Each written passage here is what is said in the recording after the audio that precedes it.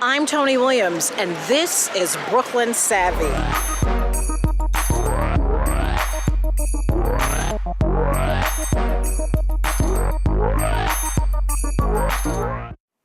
Hi, I'm Toni Williams, and welcome to Brooklyn Savvy. We'll be talking about the loss of a child and the impact on survivors with Lisa Detweiler and psychologist Art Presley. Such a topic.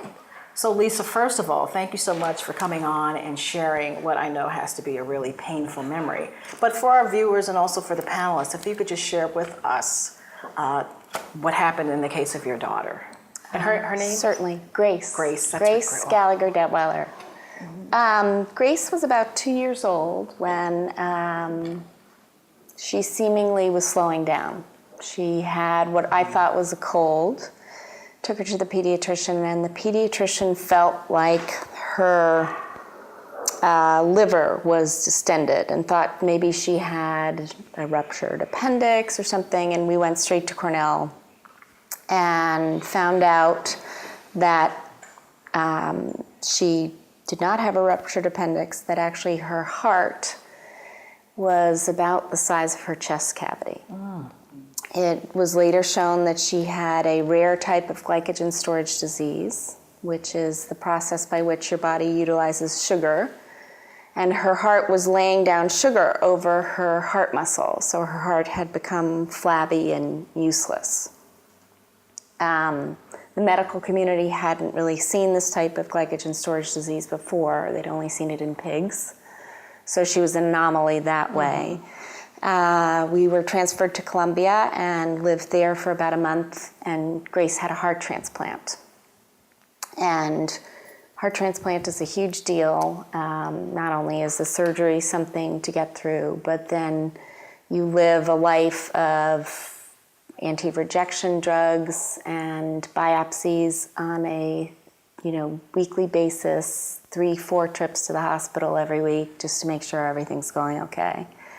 And Grace was doing fabulously. She was like beating every milestone. Every time she had a biopsy, it was coming back A-rated. But one night she rejected the heart. And she actually didn't reject the heart muscle. Her heart muscle was fine. Your heart is covered in epithelial cells, like your skin cells almost. And it was actually those cells that were rejected by Grace's body. So within, 12 hours, we lived through, a really bad episode of ER and crash carts and, paddles and everything else. And she died after about an hour and a half of them working on her, the doctors and nurses. And Did you have other children at that time? yes, thank God. And what were their ages? Charlotte was 8 and Will was 6. And one of the hardest days of my life was telling my kids their sister died. And how did they deal with that? Charlotte was at an age where she could actually comprehend the finality of that. Will didn't really get it. And apparently, when kids go through a very traumatic experience, they can't do it all at once like we do. Absolutely. They take it in pieces. Yeah. So Charlotte was far more actively involved. It was openly weeping and grieving and trying to figure out what was happening, knowing that her own little self provided great comfort to her parents, whereas Will was still not really understanding death and its finality. I remember Will at the Yeah. funeral. I remember speaking to him. Yeah. And we were walking, and he was so polite. He's such a polite kid. Yeah. And we were speaking, and I knew he had no idea what was hitting him. It's very hard for them. He's such a polite child. Right. He was being so polite. Yeah. So how are you managing your way through this? I don't think you ever get comfortable with it. I was wondering how. Yeah, You don't. I mean, I'm sure, as you well know, it's not something that you can then kind of process, and it's part of you. It's merely you control your outward emotion. Like if somebody brings up Grace, if they had brought up Grace 6 years ago, I would fall apart and basically have to go. Right. Now I can talk about her and I can control the outward emotion, how I respond. Even speaking to you now, I can keep it together, but it's not something that ever becomes any easier. There are so many things that don't get answered in this. You know, when parents die, when grandparents die, there's an assumption of life there. It's something you know the second you're old enough to understand death, that older people go before you. Right. There's When your child dies, you know, it's not like you're an orphan when your parents die, or a widow when your husband dies, or a widower. You exist in this category that a lot of people don't want to think about. No, right. It's too hard. Yeah, it is way too hard. And it's not that I ever took comfort in the fact that other people have had children die, but I do think about people who live in countries where life is more transient, where kids die because of They can't eat. starvation, or kids die in, you know, civil wars. And I Or think they about lose children along, I think about those mothers, and I think about how I felt about my daughter, and it's no different than how some mom in Africa feels about her child. It's interesting because after 9/11, I remember, you know, I probably was one of the only people who thought of it this way. I'm watching the towers going down, and like everybody else, I was looking at it, and the one thing that hit me was 3,000 people. How many generations will this take till it'll evolve? I was thinking of the long-term effects of it, because I know what that means. There's so much happening around you. Right. It's the siblings, and it's the families, and it's communities, and it's I saw that. I saw the bigger, the larger picture, not just individuals just dying. It's like all of it. You know what No, Go you're ahead. right. There's something about that loss that is so powerful. And as you talked about your children, it does get passed on for 2-3 generations. It's What not do you mean? something I need to understand that there is something about the loss of a sibling when you're 5 or 6 that's going to impact Yeah. how your children will raise their children. Yeah. Oh, And yes. either Right. how precious it is, how strongly they're going to attach. Right. Or for some children, they may struggle twice as hard To attach? because they know how fragile this is. Yeah. Yes. Yes, they do. So as you say, sometimes it takes 2-3 generations Yeah. to work that out, because there's something about the loss of a child that is just so incredibly powerful. I'm Pull the sure you dirt in did. behind me. Yes. Yes. But don't you feel alone in many ways? That this is something that you suffer so intensely, even though you share it with people around you? It's you as the mother of that child is something that for me, that my child could not live and did not have as a parent. I see it so different than I ever looked at it before, because to me, it's his loss of life, not what I lost from him. It's that he didn't get what I brought him in this world for. To have freedom, to be a free American, to be to live and love and be a free. He was cut short. He was You see it as just cut short. That's the part that The torments future. me. I can understand He was that. wrong. I understand Yeah, that. like, as a friend, here's where I go. Because what you just said about being alone, I can't, I know, Lisa, I remember, so you're so alone in that pain. So as a friend, what can you do? What can you say? Because there are no words. And I know people go away because it's so scary. The loss, like saying, I even hate saying that you lost your daughter. Yeah. I hate saying, your son was killed. So what as a friend I just want to be there for you. You know, I can't go into your bed and cuddle, although I probably could. You probably could. I could do that for you. But I mean, like, what? There's nothing. I mean, what? There isn't anything. And, you know, so much of it has to be done alone. But the people who emptied my dishwasher and fed my children, my father and I cut down trees. We were out in Quag, just physical labor. Right. Just having a body next to you who could catch you if you were going to lose it and fall to the ground. It's all you can do as a... Sometimes friends who will spend time with you, but they don't have to talk to you. You know, they will come, they'll be in the house, but they'll let you have your space, because sometimes it takes too much energy to have to talk to them, to know what you're going to... So even if they'll just come by, they're doing something in one corner of the house, and they'll support you and let you have your own space where you don't have to talk about the loss, you don't have to talk about your feeling, and you know that they're supporting you, but you don't have to extend the energy to engage them, which sometimes takes more energy than you have at that moment. And you know, and the unfortunate part about being a friend to somebody who's lost a kid is it's always. You're in a way a needy friend. You need every now and then to make sure that they remember. You need every now and then to talk about it. Because that's what friends are for. I think a lot of it is just like you just need to be listened to and tolerated in a way. Fine. I don't care, and I think, you know what? That's what friends are for. You know, like everything is not like, you know, is like just when it's good for me.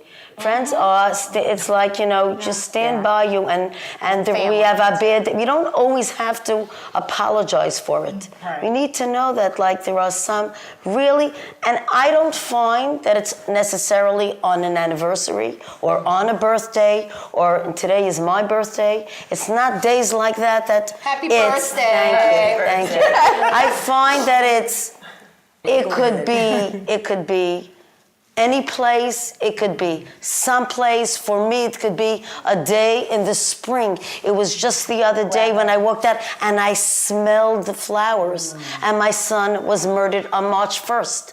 That's when I smelled those, and I was tormented by it because the spring doesn't bring good feelings. I remember him hopping down the street because he loved basketball. So the spring to him was, wow, now I could play ball. Can you recover those feelings at all? Can you recover, meaning, can you recover spring? That's just a question that I have, where you can find joy in spring being spring. I think, well... And I'm understanding what you're saying totally, and I hope my question makes sense. Yeah, it does. Yeah. I think your life can be in 3 parts. Okay. One part is remembering where your life was when the kid was still with you. Okay.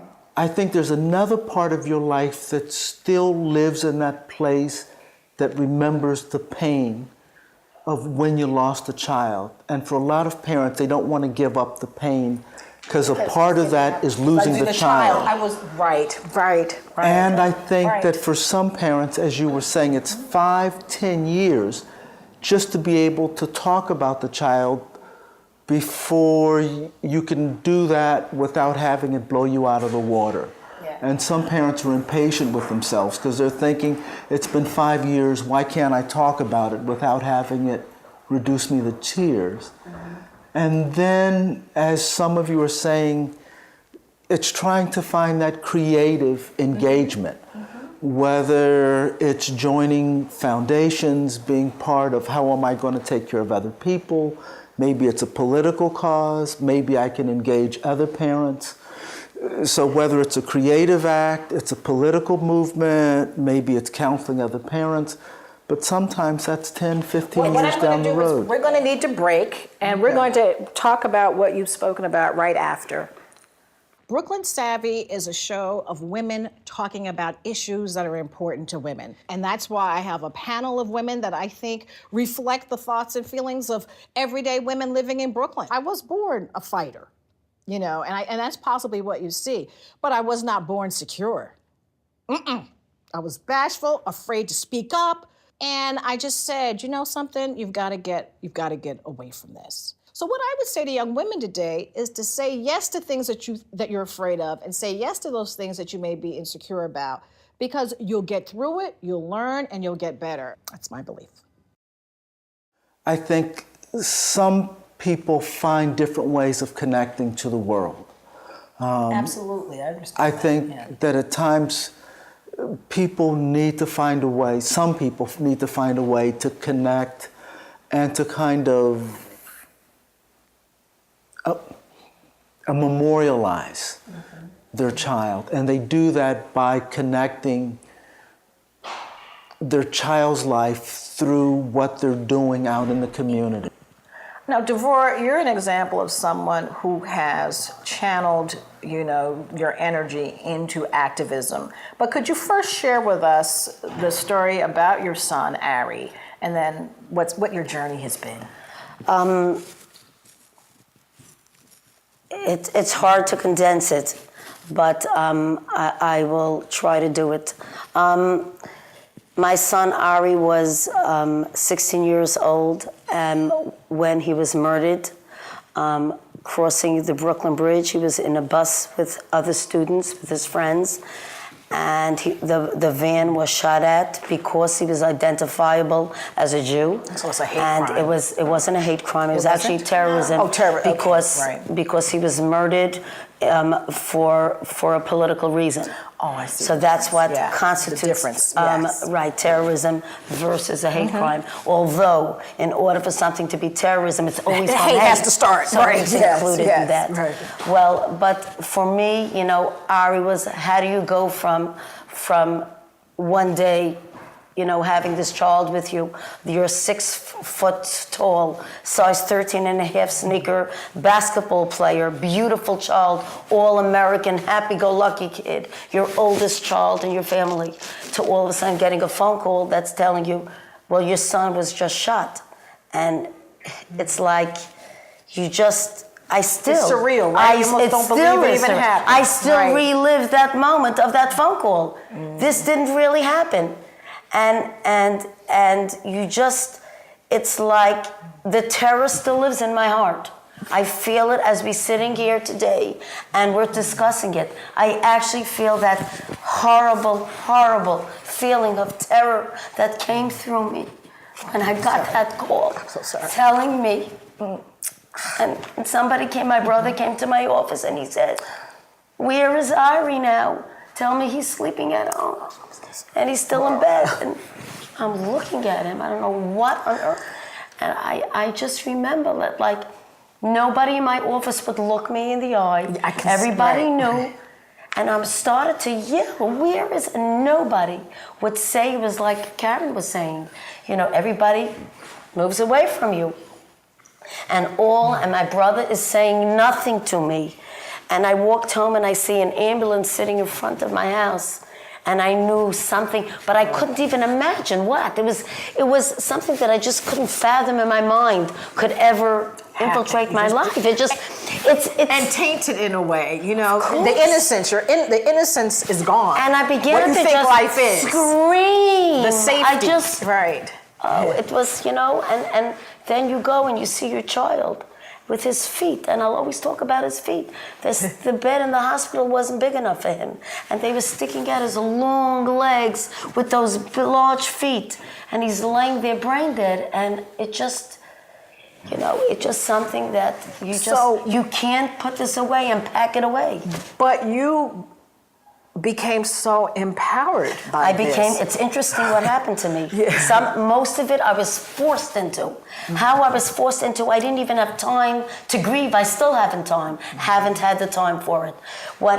Once you started with the trial, and of course, it all becomes very intricate. It's almost as though he's still alive, though, in that way. Well, yes in a and weird no. way. Right. But you start. I had to live for him. I had to fight for him. It's what we as parents would do when our children are alive. I had to do for him. For my living children, I had to do the same thing for him because he had no voice. And I had to rise up to the occasion, not only for him as time went on, it was for other people and for other victims as well. And all of a sudden it becomes much larger than just your child, Ari. So it was through all the courts that I had been through years and years of the criminal justice system, and then through the terrorism. And then ultimately, since then I train law enforcement in the entire country. I travel all over training them on counterterrorism. And the most significant thing for Ari is that there is a Jewish Children's Museum that I built in his memory. And that to me is... Now, how many people can do that? And it may not be that important. Separate out two things. She said that she relives the moment. And I think what we're hearing here is more trauma. You mentioned that, remember, on another as show. much as grief. And grief is the extent to which you're struggling to make sense out of. And with trauma, there is this tendency to more almost relive the agony. And Remember we spoke about it on our post-traumatic stress show? We talked about that? Well, maybe. But the extent to which she is fighting with, there is a very special quality at which she has memorialized both her son and is working to almost ensure as much as she can that this does not happen. I want to prevent. Yeah. What I see in this picture to me is all about prevention.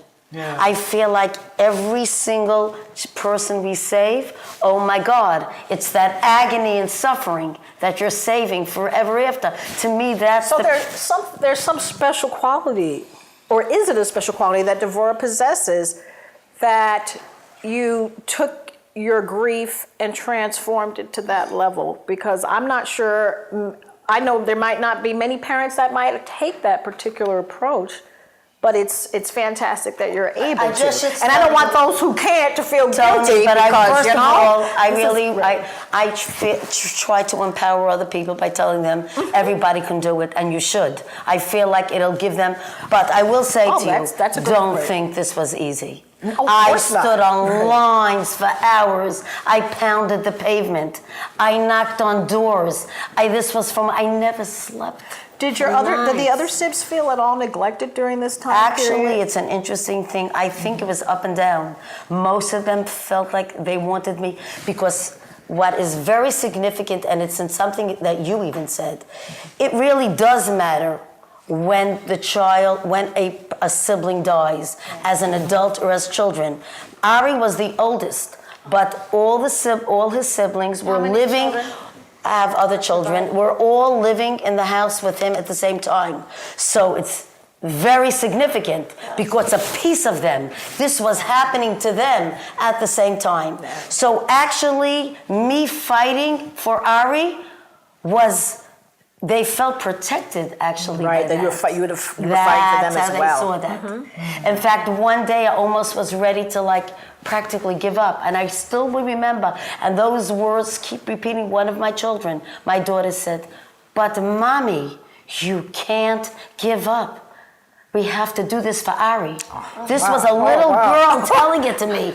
And when she said it, that was it. I had to stop thinking about whatever the cost was to me. If his own sister saw this as something that we had to do forever after, then I don't think about that part anymore. I just do it now. One of the lines that I read most was this one statement that says, "It is like a major surgery for which there's no anesthesia." There's just, there's just no way of explaining it or talking about it. It is just something you've got to live through. Right. And you're right, there's no... Yeah. You parent them even as they're in the grave. And you continue to imagine what they would be like, 10 years from now. Love goes on. Well, unfortunately, though, that is all the time we have for this episode. I'd like to thank you so much, Lisa, for coming on and sharing your story of grace. Devorah, your story of Ari. And thank you so much, Art Presley, for joining us. See you next time on Brooklyn Savvy.